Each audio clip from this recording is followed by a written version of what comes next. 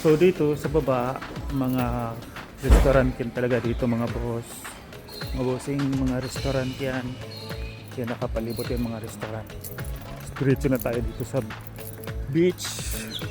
Kasi mukhang malamig. Ayan. Kasi ito pa kasi ng umaga. Aga namin ko nagpunta dito sa city.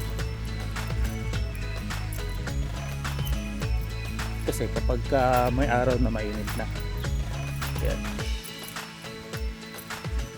Sana may pesto kung saan pwede kami maligo ni Coco.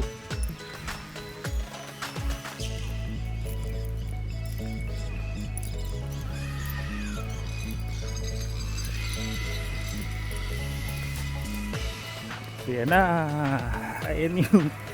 Ayan yung beach.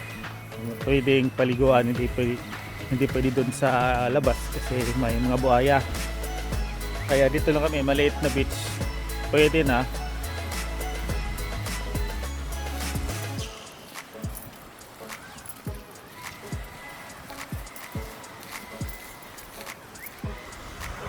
May nakalagay dito, swim at your own risk.